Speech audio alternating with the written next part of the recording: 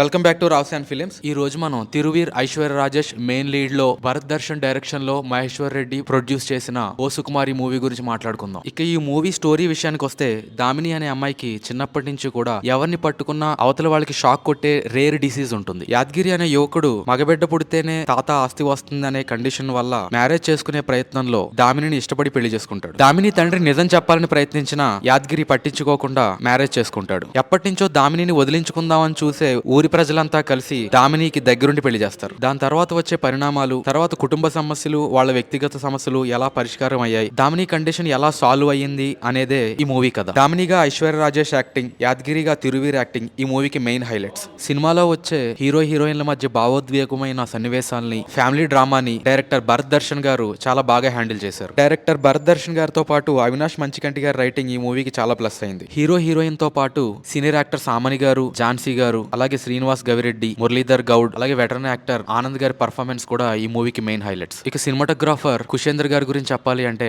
అక్కడక్కడ కాస్త లైటింగ్ లోగా అనిపించిన ఎమోషనల్ సీన్స్ ని బాగా కనెక్ట్ అయ్యేలాగా ఫోటోగ్రఫీ చాలా ఎక్సలెంట్ గా చేశారు. మ్యూజిక్ డైరెక్టర్ భరత్ మాచిరాజు గారిది డీసెంట్ వర్క్ అని చెప్పొచ్చు. అలాగే డైరెక్టర్ భరత్ దర్శన్ గారి స్క్రీన్ ప్లే కి శ్రీవర్ ప్రసాద్ గారి ఎడిటింగ్ పర్ఫెక్ట్ మ్యాచ్ అని చెప్పొచ్చు. సింపుల్ ఫ్యామిలీ డ్రామాని ఇష్టపడే ప్రేక్షకులతో పాటు అందరి ప్రేక్షకులకు కూడా ఇది ఒక డీసెంట్ వాచ్ మూవీ.